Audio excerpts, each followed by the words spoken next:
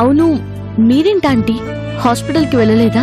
లేదమ్మా, ఇదిగో నీకు ఈ పేపర్స్ ఇచ్చిపోదామని వచ్చాను. ఏంటండి ఇవి? ఈ పేపర్స్ ని తీసుకుని బ్యాంకులో సెక్యూరిటీగా పెట్టి నీకు కావలసినంత డబ్బుని లోన్గా తీసుకుని బిజినెస్ మొదలుపెట్టు. ఆంటీ, ప్రైవేట్ ఫైనాన్షియర్స్ దగ్గరికి వెళ్తే మీకు లోన్ రావచ్చు. సార్ మరి సెక్యూరిటీగా నేను తెచ్చిన ల్యాండ్ పేపర్స్ సరిపోతాయా? ఇవెందుకమ్మా, నీ నిజాయితీ సరిపోదు? అంతకు మించిన సెక్యూరిటీ నాకెక్కడుంటుంది చెప్పు? ఆ రోజు మీలో మంచితనం కోసం పోరాడే ఓ మనిషిని చూశాను. ఎవరినైనా సరే ఎదిరించి నిలబడే ధైర్యాన్ని చూశాను. నీ నిజాయితీ మీద నాకా నమ్మకం ఉందమ్మా. నీకు మోసం చేయటం తెలీదు. నా అప్పు అణా పైసలతో సహా కడతావు. ప్రాణం పోయినా సరే నా అప్పు నాకు తీరుస్తావు. ఆ నమ్మకం నిన్ను చూడగానే నాకు తెలిసిపోయింది. ఇక సెక్యూరిటీని చూడాల్సిన అవసరమేముంది?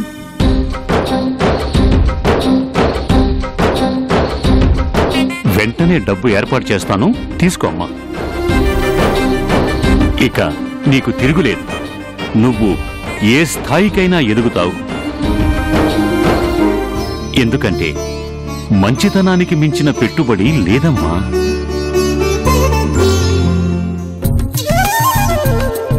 అమ్మా, ఇక మనం బిజినెస్ మొదలు పెట్టినట్లేనమ్మా. ఆ భార్గవి కూరలు పీకినట్లే. రేపే మన కొత్త కంపెనీ ప్రారంభం.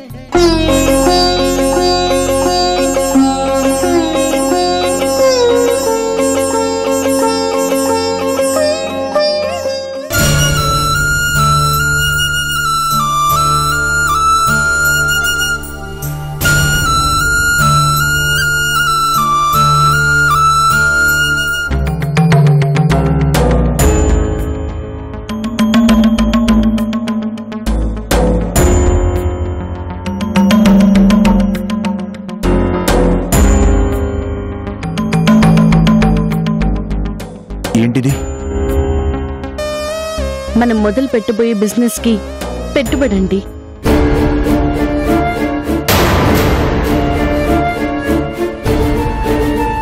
నిజంగా ఎంత డబ్బు? కల కాదు కదా? కళ అని ఎందుకు అనుకుంటున్నారు? నిజమే.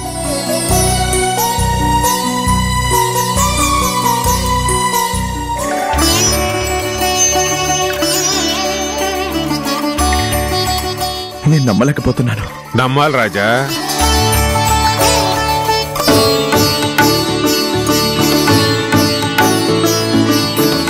ఇది కరుణ కష్టం. నిన్ను గెలిపించడం కోసం కరుణ పడుతున్న శ్రమ. రాజా ఇప్పటికీ ఓడిపోడు, గెలుస్తూనే ఉంటాడో నిరూపించడం కోసం తను పడిన కష్టం అంతా ఇంతా కాదు.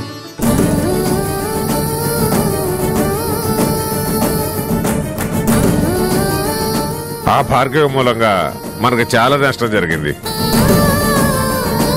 ఆ నష్టాన్ని తన కష్టంతో పోర్చడం కోసం కరుణ చాలా శ్రమపడి ఆ పెట్టుబడి సంపాదించింది రాజా.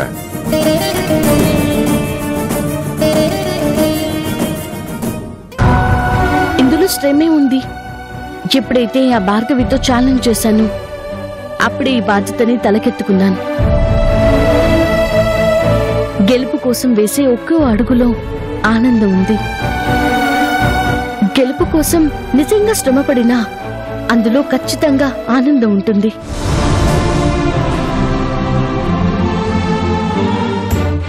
నీకెవరు పెట్టుబడి పెడతారు? నీకసలు బిజినెస్ చేయడం వచ్చా అని ఆ భార్గవి ఎగతాళి చేసింది. నేను గెలుస్తాను అనడానికి రుజువు ఇదిగోండి ఈ చెక్కే. చిన్న చిన్న కాంట్రాక్టుల కోసం ఆఫీసుల చుట్టూ తిరగడం వేస్ట్ అనిపించింది.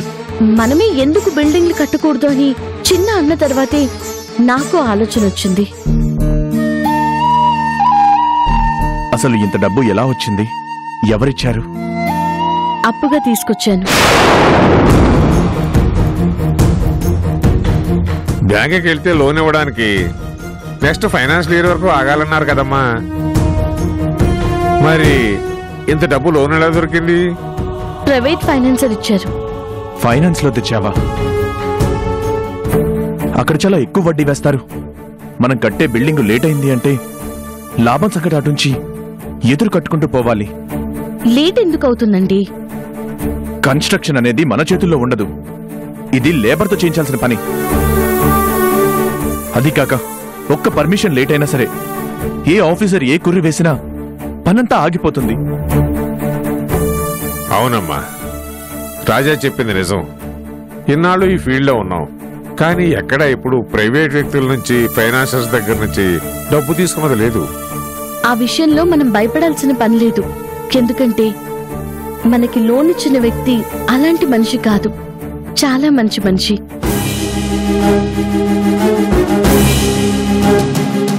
నీకు విషయం తెలుసా? అదే ఫైనాన్షియర్ తో నేను ఒకసారి హాస్పిటల్లో గొడవ పడ్డాను. గొడవ పడ్డావా? ఆయన దగ్గర అప్పు కోసం వెళ్ళగానే ఇక అప్పు దొరకదనే అనుకున్నాను. తిరిగి వెళ్ళిపోతుంటే ఆయనే పిలిచి ఆ డబ్బిచ్చారు. బ్యాంక్ వడ్డీ ఎంతో అంతే తీసుకుంటున్నారు. చాలా ఆశ్చర్యంగా ఉందమ్మా. గొడవ పడిన వ్యక్తే పిలిచి డబ్బులు ఇచ్చాడా? దేవుడు ఎప్పుడు మనల్ని కాపాడుతూ ఉంటాడు. ఆయన ఏదో రకంగా ఆదుకుంటూ ఉంటాడు. బ్యాంకులో లోన్ కుదరదన్నారు. లోన్ ఇవ్వడానికి లేట్ అయ్యేలా ఉంది అన్నారు. ఎలా అనుకుంటుంటే దేవుడు పంపించినట్టే ఆ ఫైనాన్షియర్ కనిపించారు. అవసరానికి ఆదుకున్నారు. అంతేనమ్మా, మంచి వాళ్ళకి ఇప్పుడు మంచి జరుగుతుంది. మంచి జరగడం ఇప్పుడే మొదలైంది. అసలు సక్సెస్ ముందు ముందు నిరూపించుకోవాలి. ఏ రాజా గారి జీవితం ముగిసిపోయిందని ఆ భార్గవి ఎగతాళి చేసిందో ఆ భార్గవికి తిరుగులేని గుణపాఠం చెప్పాలి. చందు, నువ్వు బిజినెస్ మీద టార్గెట్ పెట్టాలి కానీ ఆ భార్గవి మీద కాదు. తను బాగా ఎస్టాబ్లిష్ అయిన వ్యక్తి. ఒక దాంట్లో నష్టం వచ్చినా భార్గవికేం కాదు. కానీ నువ్వు ఏ మాత్రం అజాగ్రత్తగా ఉన్నా జరిగే నష్టం చాలా ఎక్కువ. అందుకే నీ గెలుపు కోసం పోరాడు. ఆ భార్గవిని ఓడించడం కోసం వ్యాపారం చేయకు. అలాగేనండి. నేను మాత్రం గెలవడం కాదు, మన గెలుపు కోసం కష్టపడతాను. రేపే మన సక్సెస్ కి తెర లేపబోతున్నాను.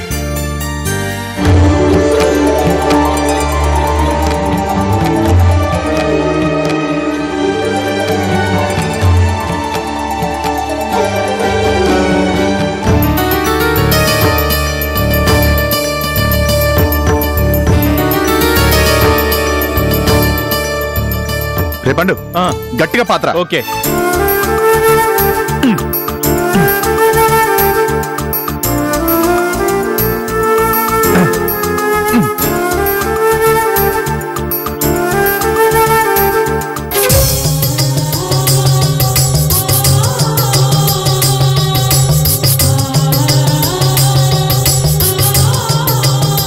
అమ్మా, బోర్డు చూడు ఎంత బాగుందో. రాజా కన్స్ట్రక్షన్స్.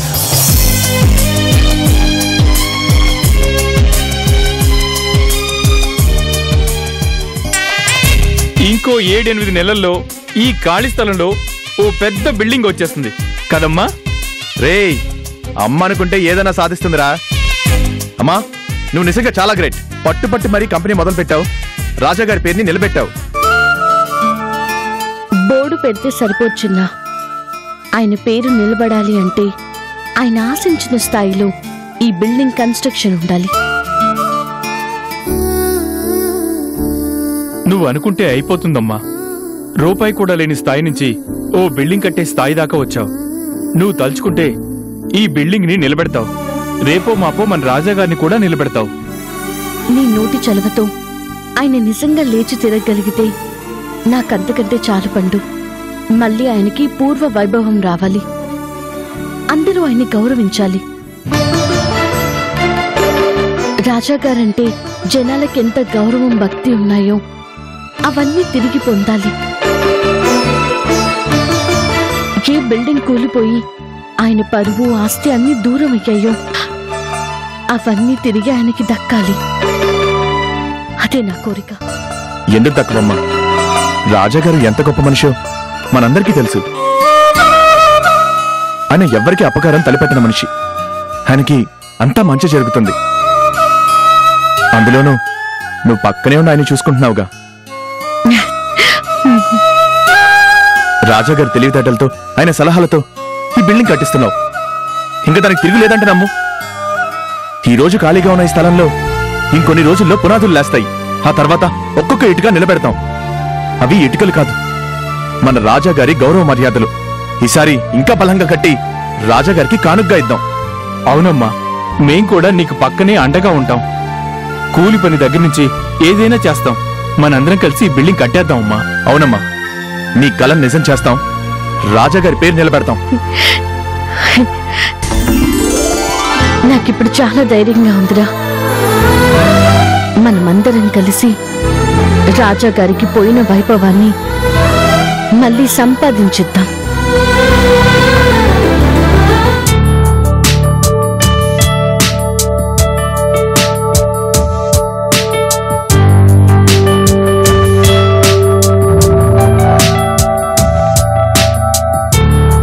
మేడం, ఆ కరుణ కొత్తగా కన్స్ట్రక్షన్ కంపెనీ మొదలుపెట్టింది. నిన్ననే బోర్డు కూడా పెట్టారు. పేరేంటో తెలుసా మేడం? రాజా కన్స్ట్రక్షన్. ఓ, రాజా గారు పెట్టిన ఫ్రెండ్స్ కన్స్ట్రక్షన్ పేరుతోనే కంపెనీ రన్ చేయాలనుకుందంట మేడం. ఓ, కానీ ఆ కంపెనీ చాలా చోట్ల బ్లాక్ లిస్ట్ లో ఉందని రాజా కన్స్ట్రక్షన్ అనే పేరుతో బిజినెస్ మొదలుపెట్టింది మేడం. పేరు పెట్టి బోర్డు తగిలించినంత మాత్రాన కంపెనీ అయిపోయినట్లేనా? బిజినెస్ అంటే బోర్డు పెట్టడం కాదు, దానికి చాలా చాలా చెయ్యాలి. అది దానివల్లేమవుతుంది? లైట్ తీసుకో. లేదు మేడం, ఆ కరుణని లైట్ గా తీసుకోవడానికి లేదు. ఆవిడ అపార్ట్మెంట్ మొదలు పెట్టడానికి సైట్ కూడా డెవలప్మెంట్ కోసం తీసుకుందంట. ఏదో ప్రైవేట్ ఫైనాన్స్ కంపెనీ ఆవిడికి లోన్ కూడా అలాట్ చేసిందంట. బిల్డింగ్ కట్టడానికి పర్మిషన్ కూడా అప్లై చేసిందంట మేడం. మీరు అలా చూస్తూ ఉండండి, రేపో మాపో బిల్డింగ్ కూడా లేపేస్తుంది. కానీ ఓ చిన్న నర్సు పట్టుబట్టి ఇంత చేస్తుంది అంటే నిజంగా చాలా గ్రేట్ కదా మేడం. పక్కన ఎవరూ సాయం కూడా లేకుండా ఆవిడ ఒక్కతే ఇన్ని పనులు చేస్తుందంటే నిజంగా చాలా పట్టుదలగల మనిషి అనిపిస్తోంది మేడం. ఇలా కష్టపడిందంటే ఏదో ఒకరోజు మనం అనుకున్న దానికంటే ఎదిగే అవకాశం ఉంది మేడం. Shut up! మేడం, ఏంటి దాని గురించి నా దగ్గర పొగుడుతున్నావు? పొగట్టం కాదు మేడం, మీరు చూసి చూడనట్లు వదిలేస్తారేమో అని. ఆవిడ మీరు అనుకున్నంత మామూలు మనిషి కాదని చెప్పడమే నా ఉద్దేశం. దానికే నా చెంప పగలగొట్టేశారు. నా శత్రువు గురించి నా ముందు మాట్లాడితే చెంప పగలగొట్టడం కాదు, పీక పిసికి చంపేస్తా. ఇళ్ళలగ్గానే పండగ అయిపోతుందా? ఆ కరుణ బిల్డింగ్ పనులు మొదలు పెట్టగానే బిజినెస్ మొత్తం అయిపోతుందా? దానికి చాలా తెలివితేటలు కావాలి. పరుగు పందెం మొదలు పెట్టినంత ఈజీ కాదు ఫినిష్ చేయడం. మధ్యలో చాలా హర్డిల్స్ ఉంటాయి. అవి దాటాలి అంటే చాలా ధైర్యం కావాలి. ఆఫ్టర్ ఆల్ అది ఇప్పుడు రేస్ మొదలుపెట్టింది, కానీ నేను ఆల్రెడీ గోల్డ్ మెడల్ కొట్టిందాన్ని. నాతో అది పోటీకొస్తుంది అని ఎలా అనుకున్నావు? మీ రేంజ్కి వస్తుందని కాదు మేడం, చిన్న పామునైనా పెద్ద కర్రతో కొడతారు కదా అని నాకు తెలిసింది నేను చెప్పాను. అది పాము కాదు, పురుగు. నలిపేస్తా. చంద్రలేఖ బిల్డింగ్ కూలిపోయినప్పుడే రాజా సామ్రాజ్యం కుప్పకూలిపోయింది. దాన్ని నిలబెట్టి అందులో రాజాని కూర్చోపెట్టి రాజ్యం ఏలుతుందా? అసలు అది జరిగే పనేనా? ఇంపాసిబుల్. ఆ కూలిపోయిన సమాధి నుంచి చిన్న గట్టిపోచ కూడా మొలకెత్తనివ్వకుండా చేస్తాను.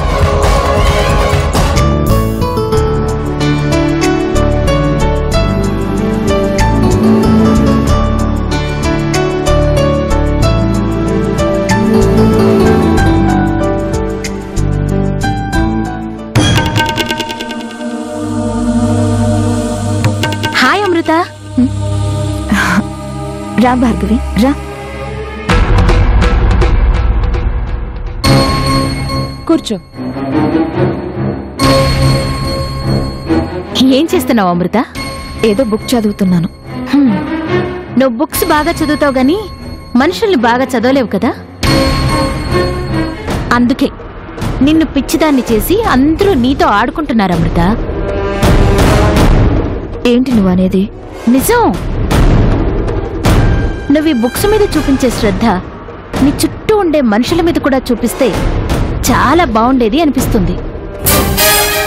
అంత శ్రద్ధ చూపించాల్సిన వాళ్ళు ఎవరున్నారు? నేను ప్రేమించిన మనిషి నాకు దూరం అయ్యాక ఇక నాకు మిగిలింది ఇదిగో ఈ పుస్తకాలే. నీ భర్తని పిచ్చివాణ్ణి చేసి కోట్ల రూపాయల విలువ చేసే ల్యాండ్ని కొట్టేసింది తెలుసా? ఏంటి? అవునమృత, నీకు తెలీదా? ఆ కరుణకి మీ ఆయన కోట్ల ఖరీదు చేసే ల్యాండ్ కట్టబెట్టాడు. ఆ ల్యాండ్తోనే కరుణ డబ్బు తెచ్చి బిజినెస్ చేస్తుంది. నీ గురించి పట్టించుకున్నాడా?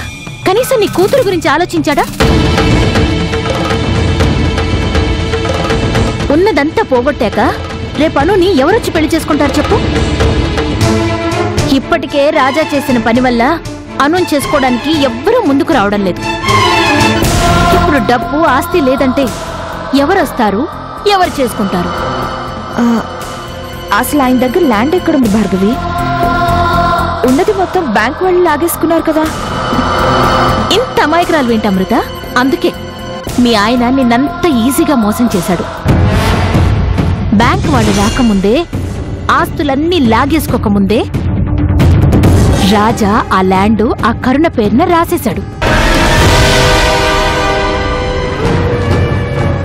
లేకపోతే కరుణకంత డబ్బెలా వస్తుంది? ఎవరైనా ఏం చూసి లోన్ ఇస్తారు? ఓ ప్రైవేట్ ఫైనాన్షియర్ దగ్గర ఆ ఆస్తి పేపర్స్ పెట్టి లోన్ తెచ్చింది, కన్స్ట్రక్షన్స్ మొదలుపెట్టింది.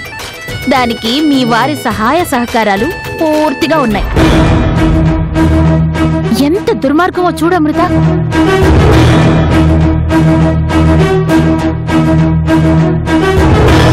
రేపు అపార్ట్మెంట్స్ అమ్మితే డబుల్ త్రిబుల్ లాభం వస్తుంది. ఆ ల్యాండ్ కూడా వెనక్కి తీసేసుకుంటారు. డబ్బుకి డబ్బు. ఒక్కసారిగా ఆ కరుణని కోటీశ్వరాల్ని చేసేశాడు. నిన్ను నీ కూతుర్ని బికారులని చేశాడు. నాకు ఆయన ఆస్తులు అవసరం లేదు భార్గవి. అయినా నేను ఆయన ఆస్తులు కావాలని పెళ్లి చేసుకోలేదు. ఆయన్నే కావాలనుకున్నాను. చివరికి ఆయనే నాకు దక్కనప్పుడు ఏదైపోతే నాకేంటి? అలా అంటే ఎలా అమృత? అందరి దృష్టిలో ఆ కరుణ ఆయన ఆశయం కోసం కష్టపడుతుంది అని బిల్డప్లు ఇచ్చాడు. కానీ వెనకాల పెట్టుబడి పెట్టిందేమో మీ ఆయన. చక్కగా తిరిగినంత కాలం తిరిగారు. ఇప్పుడు దొరికినంత దోచుకుంటోంది. ఏ అదే ల్యాండ్ నీకిచ్చి నిన్ను బిజినెస్ చేయమంటే చేయవా? నువ్వు మాత్రం నీ భర్తని ఒక మంచి పొజిషన్లో నిలబెట్టలేవా? ఏ ఆ కరుణ కంటే నువ్వు తీసిపోయావా? దానికంటే చదువు లేదా? దానికంటే తెలివితేటలు లేవా? ఆయన మనసులోనే నేను లేనప్పుడు ఇక నా చేత బిజినెస్ పెట్టించాలనే ఆలోచన ఆయనకెలా వస్తుంది భార్గవి? రావాలి. ఓకే, నువ్వంటే మనసులో లేవు, కానీ అను ఉందిగా. అను అంటే ప్రేమ లేదా? కనీసం ఆ ల్యాండ్ గురించి మీ కూతురు అనుకైనా చెప్పాల్సింది కదా. నేనుండగా అనుకి ఏ లోటు రాదు. అనుకి మంచి సంబంధమే తెచ్చి పెళ్లి చేస్తాను. నువ్వు చెయ్యలేవని కాదమృత. అవసరమైతే అనుకి నేను నా ఆస్తి మొత్తం రాసివనా? అది కాదు సమస్య. ఆ మనిషికుండే బాధ్యత ఇదేనా అని. ఇప్పుడు లోకం దృష్టిలో ఎలా ఉందో తెలుసా? మీ ఆయనకి సంపద కాలం నువ్వు తిన్నావు, ఆయనకి జబ్బు రాగానే వెళ్ళిపోయావు. కానీ ఆ కరుణ మాత్రం అలాగే కనిపెట్టుకుని సేవలు చేస్తోంది. ఆ కరుణ ఎంత గొప్పగా నాటకం ఆడిందో చూడు. ప్రపంచం అందరి దృష్టిలో మీ ఆయనకి సేవలు చేస్తున్నట్టు నటిస్తూ మెల్లగా ఆయన దగ్గర కోట్ల విలువ చేసే ల్యాండ్ కొట్టేసింది. రాజా కన్స్ట్రక్షన్స్ పేరుతో కంపెనీ ఓపెన్ చేసి మీ ఆయన తెలివితేటలతో చిన్నగా కన్స్ట్రక్షన్స్ రంగంలోకి దిగింది. మీరిలాగే ఉంటారు, రేపా కరుణ కోటీశ్వరరాలైపోతుంది. నిజంగా దాని తెలివితేటలకి జోహార్. పోనీ భార్గవి, ఆయనే మమ్మల్ని కాదనుకుని ఆ కరుణను నమ్మాడు. ఆయన ఏం చేసుకుంటే మాత్రం ఏంటి? ఇది సమాధానం కాదమృత. అసలు దానికెందుకు ఆ ల్యాండ్ దక్కాలి? అంటే నువ్వు తెలివి తక్కువ దానివా, చాతకాని దానివా? అందుకని ఏం చేయను? గొడవ పడ్డా? ఈ టైంలో అలా గొడవలు పడితే ఆయన ఆరోగ్యం ఏం కావాలి? అది నాకే ఇబ్బంది. నువ్వు తెలివి తక్కువ దానివి కాదు అని నిరూపించుకో. లీగల్గా ఆ ఆస్తిలో నీకు నీ బిడ్డకి వాటా ఉంది అని చెప్పు. అలా చెయ్యడం వల్ల నువ్వు లీగల్ వైఫ్ అని లోకానికి నిరూపించుకోవడం మాత్రమే కాదు, ఆ కరుణ డబ్బు కోసమే మీ ఆయన్ని వల్లో వేసుకుంది అని అందరికీ చెప్పినట్లు అవుతుంది. అసలు ఇది ఎంతవరకు న్యాయమని మీ ఆయన్నే నిలదీసి అడుగు. బాగా ఆలోచించుకో. వస్తాను.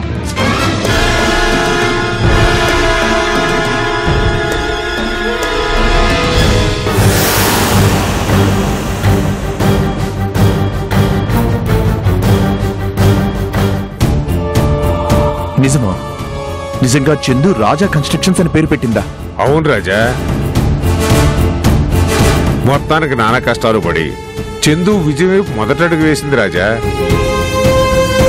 ఏంటో మూర్తి గారు, వద్దు వద్దు అంటున్నా వినకుండా బిజినెస్ చేస్తాను అని ముందుకు వెళ్ళింది. తను ఒక్కతే ఆ భార్గవిని ఎదుర్కోవడం చాలా కష్టం. చందు ఆ విషయం ఎంత చెప్తున్నా వింటం లేదు. బోర్డు నిలబెట్టి కంపెనీ మొదలు పెట్టగానే సరిపోతుందా మూర్తి గారు? రేపు పొద్దున బిల్డింగ్ కట్టడం ఎంత కష్టమో తనకు తెలియట్లేదు మూర్తి గారు. నాకు నమ్మకం ఉంది రాజా. చందూరు నువ్వు తక్కువ అంచనా వేస్తున్నావు అనిపిస్తుంది. లేకపోతే ఎంత కష్టపడితే ఒక కంపెనీ నిలబెట్టాలి, ఎంత కష్టపడితే పర్మిషన్లు సంపాదించాలి, అవన్నీ చేస్తుంది అంటే చందు గురించి నువ్వు చాలా తక్కువ అంచనా వేస్తున్నావు అనిపిస్తుంది.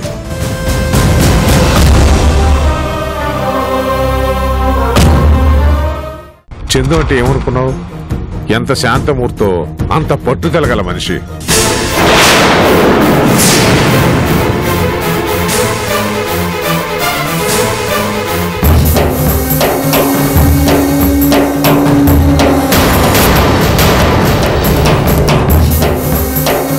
మీరు చందు అని?